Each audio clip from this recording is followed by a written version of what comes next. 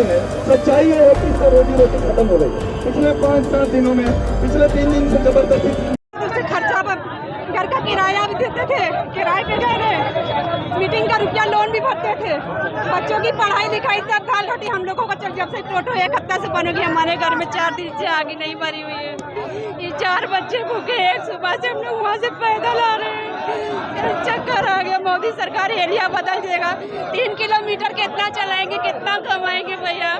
हम लोग बहुत परेशान, मुसीबत में आ गए। हमारे जिम्मे 2 लाख का कर्जा है। अगर हम कर्जा नहीं भरेगा हमारे घर में ताला लगा देगी सरकार। हमारा मोदी जी से यही निवेदन है कि हम लोगों की मांगे पूरी करें, हमारे बच्चे लोग का भविष्य। इन लोगों की पढ़ाई लिखाई बंद हो गई, हम बहुत मुसीबत में खड़े हो गए। जान देने के सिवा कोई रास्ता नहीं देखा। इसलिए एक सुबह से ये बच्चे सब भूखे हैं।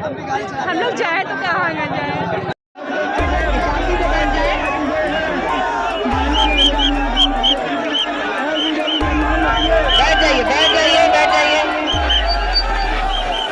कृपया बैठ जाइए, विनम्र अनुरोध है आप लोगों से। समाप्त करने के बाद मैं तुरंत अभी अधिकारियों के साथ बैठूंगा, इसका कोई अस्थायी रास्ता निकालूंगा, उसमें इनको बुला लूंगा और 2-4 लोग को ले लीजिएगा। तो वहां बैठ के तय होगा। निश्चित रूप से हम लोग कोई ऐसा रास्ता निकालने में सफल होंगे कि काशी का यातायात भी ठीक चले और आपकी आय दिन का 1 रुपया भी कम न हो।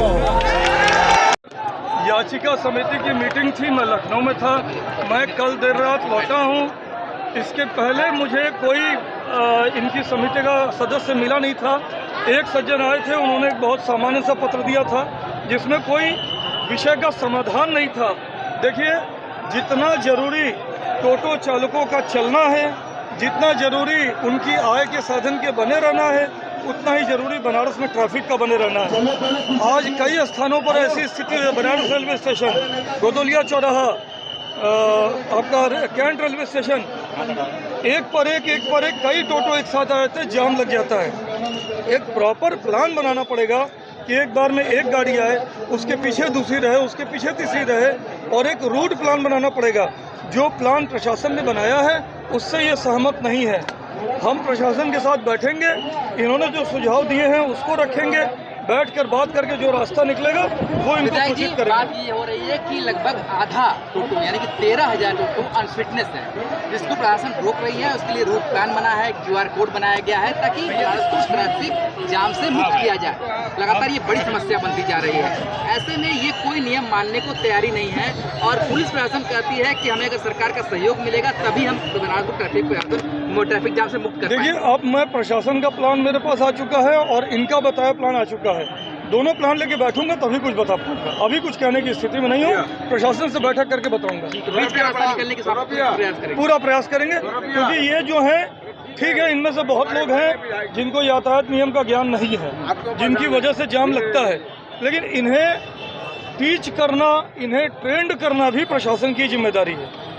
हम बीच का रास्ता निकालेंगे कि टोटो चालकों को भी समस्या ना हो और शहर के ट्रैफिक को भी समस्या ना हो। सवाल है, एक बहुत बड़ा सवाल खड़ा हो जाता है कि बाहरी जो लोग हैं, बनारस के जो लोग हैं, उससे बाहरी लोगों की संख्या सबसे ज्यादा हो गई है। देखिए, बनारस जो है वो विश्व की सांस्कृतिक राजधानी है, पूर्वांचल की तो राजधानी है ही।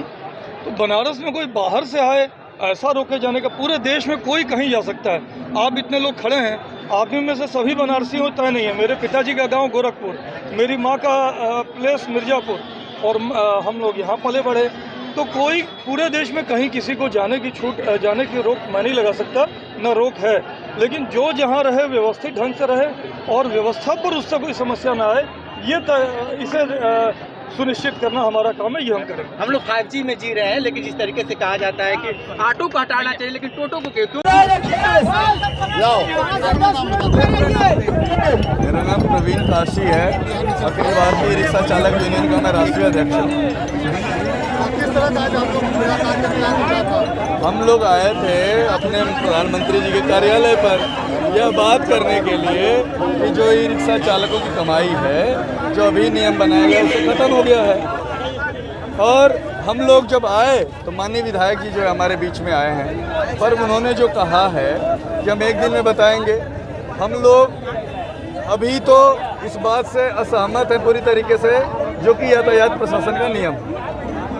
यातायात प्रशासन का जो एक तरफा नियम है उससे हम लोग पूरी तरीके से सहमत नहीं हैं।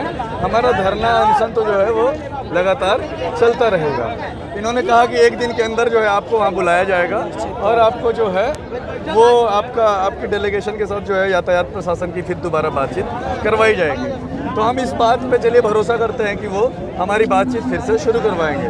पर हम जो ये कहे तब तक के लिए QR कोड रुकवा दीजिए, वो उन्होंने कहा कि वो मेरे हक हिस्से में नहीं आता है, तो जिसके हिस्से में आता है वो करवा दें।